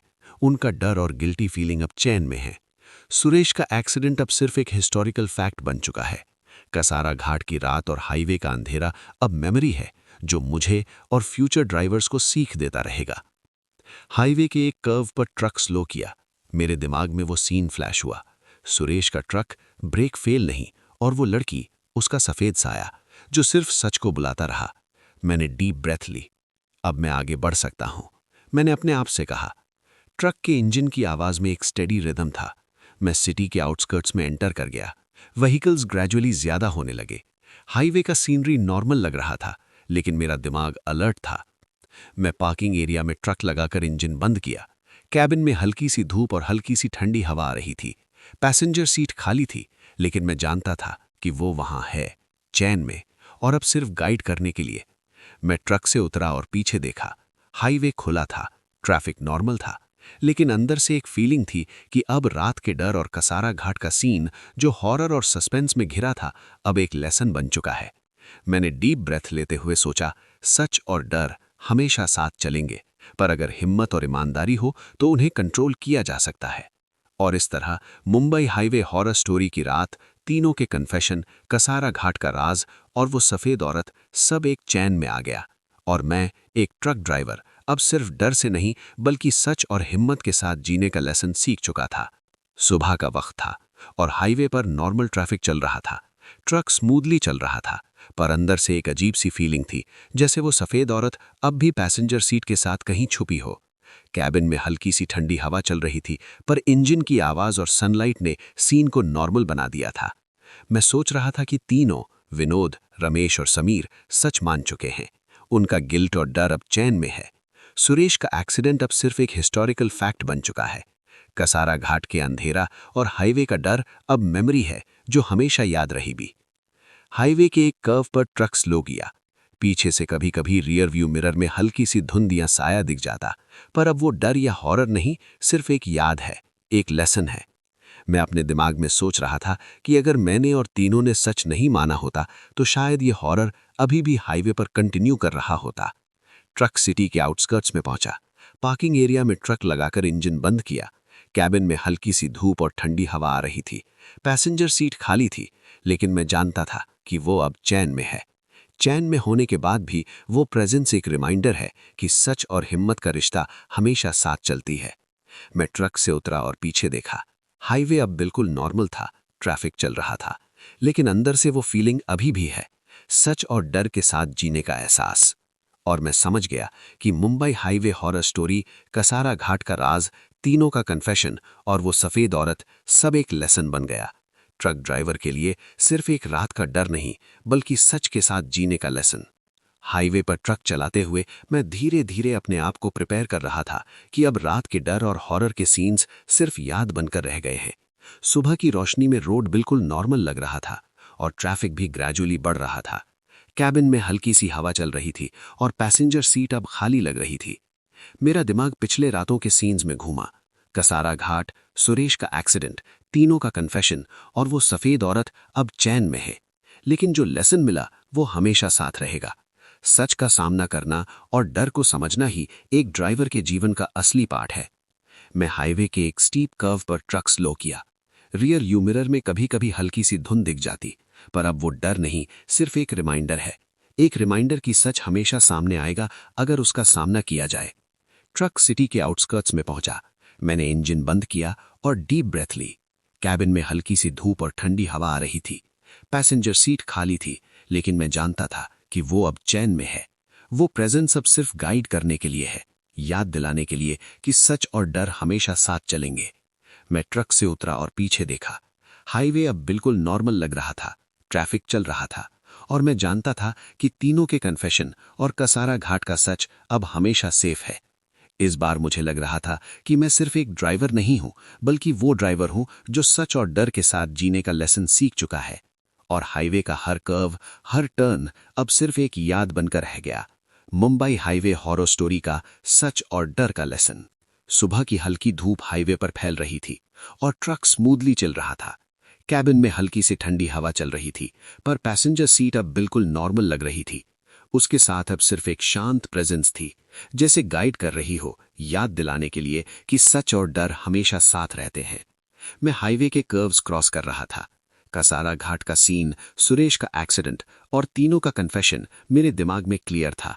वो सफेद औरत भी चैन में है, लेकिन इसका मतलब ये नहीं कि याद नहीं आएगी। हर टर्न और हर स्टीप स्लोप मुझे याद दिलाता है कि सच का सामना करना कितना जरूरी है।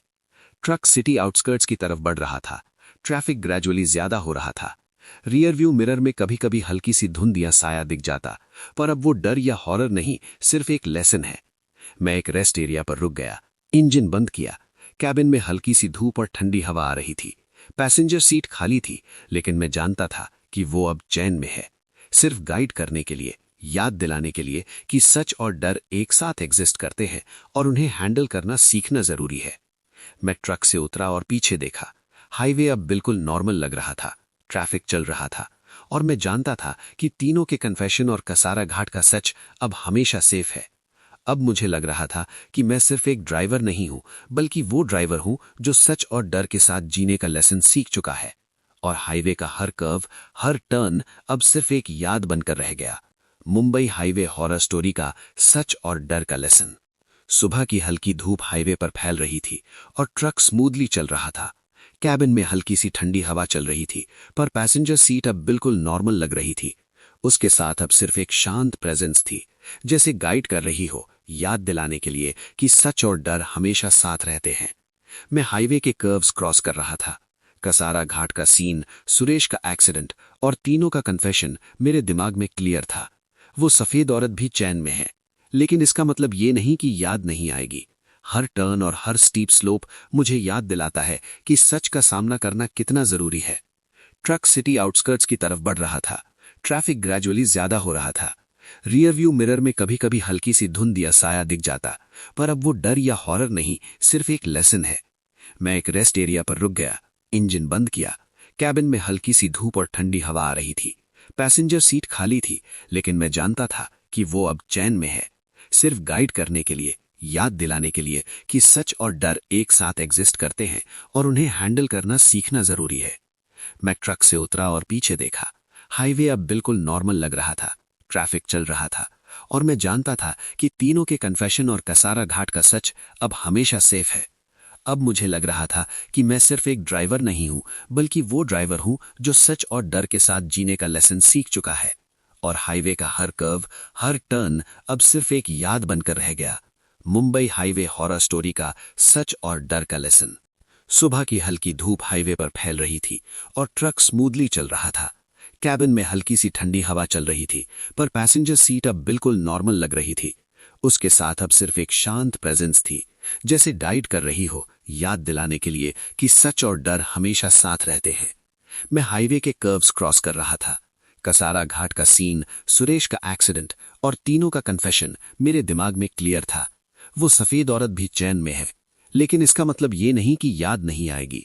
हर टर्न और हर स्टीप स्लोप मुझे। सुबह का टाइम था और हाईवे पर ट्रैफिक ग्रेजुअली नॉर्मल हो रहा था। ट्रक स्मूथ चल रहा था और पैसेंजर सीट अब बिल्कुल खाली थी। कैबिन में हल्की सी ठंडी हवा चल रही थी, लेकिन अब वो डर या हॉरर नहीं, सिर्फ एक प्रेजेंस थी, जैसे गाइड कर रही हो, याद दिलाने के लिए कि सच और डर हमेशा साथ चलेंगे। मैं कसारा घाट के कर्व्स क्रॉस कर रहा था। पिछले रात के सीन्स मेरे जहन में क्लियर हो गए थे। सुरेश का एक्सीडेंट, तीनों का कन्फेशन और वो सफ़ेद औरत का साया। तीनों ने सच मान लिया और वो चैन में है, लेकिन इसका मतलब ये नहीं कि याद नहीं आएगी। हर कर्व, हर टर्न मुझे याद दिलाता है कि सच का सामना करना कितना ज़रूरी है। ट्रक स्लोली सिटी आउटस्कर्ट्स में एंटर हुआ। मैं एक स्मॉल रेस्ट एरिया पर रुक गया, इंजन बंद किया। कैबिन में हल्की धूप और ठंडी हवा आ रही थी। पैसेंजर सीट खाली थी, लेकिन मैं जानता था कि वो अब गाइड करने के लिए है, सिर्फ याद दिलाने के लिए कि सच और डर हमेशा साथ चलेंगे और उन्हें हैंडल करना सीखना ज़रूरी है। मैं ट्रक से उतरा और पीछे देखा। हाईवे नॉर्मल लग रहा था, ट्रैफिक चल रहा था, लेकिन अंदर से एक अजीब सा एहसास था कि सच और डर के साथ जीने का लेसन हमेशा साथ रहेगा। और मैं जानता था कि Mumbai highway horror story, Kasara Ghat का राज, तीनों का कन्फेशन और वो सफ़ेद औरत, सब एक लेसन बन चुका है। एक लेसन जो हमेशा याद रहेगा और जो हमेशा ट्रक ड्राइवर्स के लिए गाइड का काम करेगा। हाईवे पर ट्रक चलाते हुए सुबह का रोशनी धीरे धीरे कैबिन में घुस रही थी। ट्रैफिक ग्रेजुअली बढ़ रहा था और पैसेंजर सीट बिल्कुल खाली लग रही थी, लेकिन एक हल्की सी फीलिंग अब भी थी, जैसे वो सफ़ेद औरत अब भी मेरे साथ है, गाइड करने के लिए, याद दिलाने के लिए कि सच और डर हमेशा साथ रहते हैं। मैं कसारा घाट के कर्व्स क्रॉस कर रहा था। पिछले रात के सीन्स मेरे जहन में फ्लैश हो रहे थे। सुरेश का एक्सीडेंट, तीनों का कन्फेशन और वो सफ़ेद औरत। तीनों ने सच मान लिया और अब वो चैन में है। हर स्टीप स्लोप और शार्प टर्न मुझे याद दिलाता था कि सच का सामना करना कितना ज़रूरी है और डर को समझना एक स्किल है। ट्रक सिटी आउटस्कर्ट्स में एंटर हुआ। मैं एक रेस्ट एरिया पर रुक गया, इंजन बंद किया। कैबिन में हल्की धूप और ठंडी हवा आ रही थी। पैसेंजर सीट खाली थी, लेकिन मैं जानता था कि वो अब सिर्फ गाइड करने के लिए है, सिर्फ याद दिलाने के लिए कि सच और डर हमेशा साथ चलेंगे और उन्हें हैंडल करना सीखना ज़रूरी है। मैं ट्रक से उतरा और पीछे देखा। हाईवे नॉर्मल लग रहा था, ट्रैफिक चल रहा था, लेकिन अंदर से एक अजीब सा एहसास था, सच और डर के साथ जीने का लेसन हमेशा साथ रहेगा। और मैं जानता था कि Mumbai highway horror story, Kasara Ghat का राज, तीनों का कन्फेशन और वो सफ़ेद औरत, सब एक लेसन बन चुका है। एक लेसन जो हमेशा याद रहेगा और जो हमेशा ट्रक ड्राइवर्स के लिए गाइड का काम करेगा। हाईवे पर ट्रक चलाते हुए सुबह का रोशनी धीरे धीरे कैबिन में घुस रही थी। ट्रैफिक ग्रेजुअली बढ़ रहा था और पैसेंजर सीट बिल्कुल खाली लग रही थी, लेकिन एक हल्की सी फीलिंग अब भी थी, जैसे वो सफ़ेद औरत अब भी मेरे साथ है, सिर्फ गाइड करने के लिए, याद दिलाने के लिए कि सच और डर हमेशा साथ चलेंगे और उन्हें हैंडल करना सीखना ज़रूरी है। मैं कसारा घाट के कर्व्स क्रॉस कर रहा था। पिछले रात के सीन्स मेरे जहन में फ्लैश हो रहे थे। सुरेश का एक्सीडेंट, तीनों का कन्फेशन और वो सफ़ेद औरत। तीनों ने सच मान लिया और अब वो चैन में है। हर स्टीप स्लोप और शार्प टर्न मुझे याद दिलाता था कि सच का सामना करना कितना ज़रूरी है और डर को समझना एक स्किल है। ट्रक सिटी आउटस्कर्ट्स में एंटर हुआ। मैं एक रेस्ट एरिया पर रुक गया, इंजन बंद किया। कैबिन में हल्की धूप और ठंडी हवा आ रही थी। पैसेंजर सीट खाली थी, लेकिन मैं जानता था कि वो अब सिर्फ गाइड करने के लिए है, सिर्फ याद दिलाने के लिए कि सच और डर हमेशा साथ रहते हैं और उन्हें हैंडल करना सीखना ज़रूरी है। मैं ट्रक से उतरा और पीछे देखा। हाईवे नॉर्मल लग रहा था, ट्रैफिक चल रहा था, लेकिन अंदर से एक अजीब सा एहसास था। सच और डर के साथ जीने का लेसन हमेशा साथ रहेगा। और मैं जानता था कि Mumbai highway horror story, Kasara Ghat का राज, तीनों का कन्फेशन और वो सफ़ेद औरत, सब एक लेसन बन चुका है। एक लेसन जो हमेशा याद रहेगा और जो हमेशा ट्रक ड्राइवर्स के लिए गाइड का काम करेगा। हाईवे पर ट्रक चलाते हुए सुबह का रोशनी धीरे धीरे कैबिन में घुस रही थी। ट्रैफिक ग्रेजुअली बढ़ रहा था और पैसेंजर सीट बिल्कुल खाली लग रही थी, लेकिन एक हल्की सी फीलिंग अब भी थी, जैसे वो सफ़ेद औरत अब भी मेरे साथ है, सिर्फ गाइड करने के लिए, याद दिलाने के लिए कि सच और डर हमेशा साथ चलेंगे और उन्हें हैंडल करना सीखना ज़रूरी है। मैं कसारा घाट के कर्व्स क्रॉस कर रहा था। पिछले रात के सीन्स मेरे जहन में फ्लैश हो रहे थे। सुरेश का एक्सीडेंट, पीनो का कन्फेशन और वो सफ़ेद औरत, तीनों ने सच मान लिया और अब वो चैन में है। हर स्टीप स्लोप और शार्प टर्न मुझे याद दिलाता था कि सच का सामना करना कितना ज़रूरी है और डर को समझना एक स्किल है। ट्रक सिटी आउटस्कर्ट्स में एंटर हुआ। मैं एक रेस्ट एरिया पर रुक गया, इंजन बंद किया। कैबिन में हल्की धूप और ठंडी हवा आ रही थी। पैसेंजर सीट खाली थी, लेकिन मैं जानता था कि वो अब सिर्फ गाइड करने के लिए है, सिर्फ याद दिलाने के लिए कि सच और डर हमेशा साथ चलेंगे और उन्हें हैंडल करना सीखना ज़रूरी है। मैं ट्रक से उतरा और पीछे देखा। हाईवे नॉर्मल लग रहा था, ट्रैफिक चल रहा था, लेकिन अंदर से एक अजीब सा एहसास था। सच और डर के साथ जीने का लेसन हमेशा साथ रहेगा। और मैं जानता था कि Mumbai highway horror story, Kasara Ghat का राज, तीनों का कन्फेशन और वो सफ़ेद औरत, सब एक लेसन बन चुका है। एक लेसन जो हमेशा याद रहेगा और जो हमेशा ट्रक ड्राइवर्स के लिए गाइड का काम करेगा। सुबह का टाइम था और हाईवे पर ट्रैफिक ग्रेजुअली नॉर्मल हो रहा था। ट्रक स्मूथ चल रहा था और पैसेंजर सीट अब बिल्कुल खाली थी। कैबिन में हल्की सी ठंडी हवा चल रही थी, लेकिन अब वो डर या हॉरर नहीं, सिर्फ एक प्रेजेंस थी, जैसे गाइड कर रही हो, याद दिलाने के लिए कि सच और डर हमेशा साथ चलेंगे। मैं कसारा घाट के कर्व्स क्रॉस कर रहा था। पिछले रात के सीन्स मेरे जहन में क्लियर हो गए थे। सुरेश का एक्सीडेंट, तीनों का कन्फेशन और वो सफ़ेद औरत का साया, तीनों ने सच मान लिया और वो चैन में है। लेकिन इसका मतलब ये नहीं कि याद नहीं आएगी। हर कर्व, हर टर्न मुझे याद दिलाता है कि सच का सामना करना कितना ज़रूरी है। ट्रक स्लोली सिटी आउटस्कर्ट्स में एंटर हुआ। मैं एक स्मॉल रेस्ट एरिया पर रुक गया, इंजन बंद किया। कैबिन में हल्की धूप और ठंडी हवा आ रही थी। पैसेंजर सीट खाली थी, लेकिन मैं जानता था कि वो अब गाइड करने के लिए है, सिर्फ याद दिलाने के लिए कि सच और डर हमेशा साथ चलेंगे और उन्हें हैंडल करना सीखना ज़रूरी है। मैं ट्रक से उतरा और पीछे देखा। हाईवे नॉर्मल लग रहा था, ट्रैफिक चल रहा था, लेकिन अंदर से एक अजीब सा एहसास था। सच और डर के साथ जीने का लेसन हमेशा साथ रहेगा। और मैं जानता था कि Mumbai highway horror story, Kasara Ghat का राज, तीनों का कन्फेशन और वो सफ़ेद औरत, सब एक लेसन बन चुका है। एक लेसन जो हमेशा याद रहेगा और जो हमेशा ट्रक ड्राइवर्स के लिए गाइड का काम करेगा। ये मुंबई हाईवे हॉरर स्टोरी का आखिरी हिस्सा था। सुबह की हल्की धूप कैबिन में घुस रही थी और हाईवे बिल्कुल नॉर्मल लग रहा था। ट्रक स्मूथली चल रहा था और पैसेंजर सीट खाली थी, लेकिन मैं जानता था कि वो सफ़ेद औरत अब चैन में है, सिर्फ मेरे साथ नहीं, बल्कि तीनों के कन्फेशन और सच के साथ, और उन सब के लिए जो सच का सामना करते हैं। मैं कसारा घाट के कर्व्स क्रॉस कर रहा था। हर टर्न और हर स्टीप स्लोप मुझे याद दिलाता था कि सच का सामना करना और डर को समझना कितना ज़रूरी है। तीनों, विनोद, रमेश और समीर, अब सच मान चुके हैं। उनका गिल्ट और डर अब चैन में है।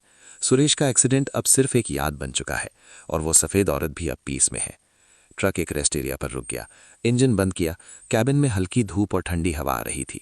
पैसेंजर सीट खाली थी, लेकिन एक शांत प्रेजेंस अब भी फील हो रही थी, गाइड करने के लिए, याद दिलाने के लिए कि सच और डर हमेशा चलेंगे। मैं ट्रक से उतरा और पीछे देखा।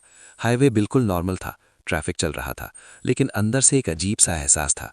सच और डर के साथ जीने का लेसन हमेशा मेरे साथ रहेगा। और मैं जानता था कि Mumbai highway horror story, Kasara Ghat का राज, तीनों का कन्फेशन और वो सफ़ेद औरत, सब एक लेसन बन चुका है। एक लेसन जो हमेशा याद रहेगा और जो हमेशा ट्रक ड्राइवर्स के लिए गाइड का काम करेगा। दी एंड।